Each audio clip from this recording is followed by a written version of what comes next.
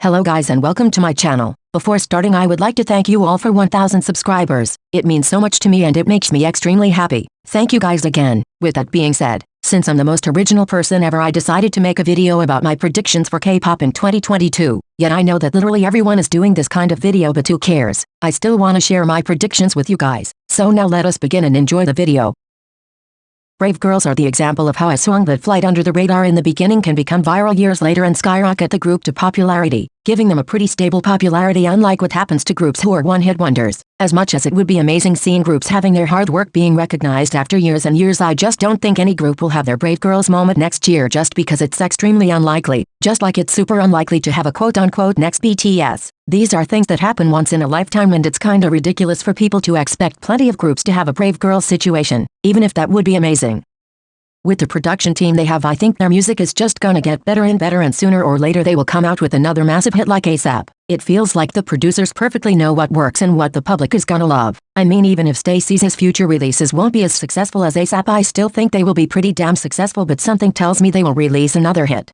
I feel like with Girls Planet, Mnet had the confirmation that people are gonna end up watching whatever show they put out despite any possible scandal. Girls Planet was perfect for Mnet to distance themselves from the Produce brand for a while, and it was also a great occasion for them to show people they can be fair when it comes to voting and that they are now extremely determined in shutting down every possibility of rigging. With that being said, I feel like they will now try again with the Produce series without feeling the need to change the name and rebrand it. The audience will most likely be able to vote for free and international voting will be allowed. This might not actually happen in 2022, but I have a feeling this is gonna come true in just a couple years from now. Mnet needed to clean their image and have people trusting them of having a fair voting system without any trace of manipulation and rigging, which is exactly what they have proven with Girls Planet. Now they can definitely give a brand new reputation to the Produce franchise, which was tainted by the scandal back in 2019, and something tells me it's possibly gonna happen quite soon. I know what you're thinking. If Sakura and Chaewon debut under HYBE, they will most likely be the most successful. But to be honest, I have a feeling HYBE will ultimately cement their success in Korea more than HYBE's girl group, and they will be more successful in the long run. We all know that a domestic fan base is much more important than an international fan base, and even if I think the future HYBE girl group will have a good domestic fan base, I feel like HYBE will just end up capturing the attention and the hearts of Koreans more. Basically every member of HYBE already went viral and the group is already being very successful, so I can only imagine how successful they will be months from now. Starship is also very spot on when it comes to girl group concepts and sound, so I really think HYBE will have the most successful career out of all the IZ*ONE's future groups and soloists. I just feel like Itzy are too important and too successful for JYP to abandon them for a new group. I wasn't euphoric when I learned he had plans of debuting a new girl group, mainly because Itzy are still very new and it feels quite unnecessary to debut another group when Itzy are basically still rookies. But then I just thought about the fact that some members of Twice might not renew their contracts, and it's suddenly so clear to me what JYP wants to do. With that being said, it would be stupid for JYP to neglect Itzy, because if something were to happen to Twice, then Itzy and their new girl group would be his only girl group, so he would never purposefully neglect Itzy, who are literally one of the most successful and famous groups right now.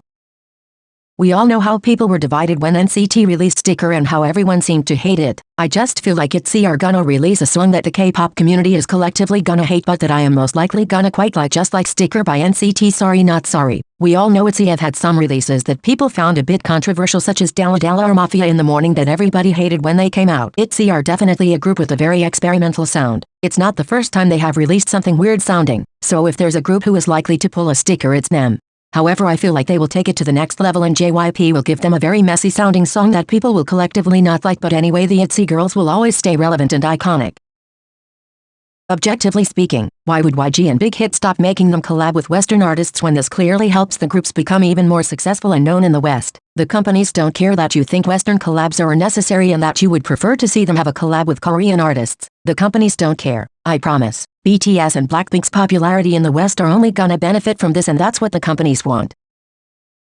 To end this video on a hopeful note, I think that slowly but steadily music shows will be back to have fans cheering for their idols in person. Obviously the number of people allowed will be lower and the safety measures will impose people to keep a distance, but I feel like it's something that will most likely happen, since we've seen some end-of-the-year award shows allowing the public to be present. This makes me hope idols will be able to perform on music shows while having the fans cheering for them in person, and it will be particularly touching seeing groups who debuted during the pandemic seeing their fans face to face for the first time.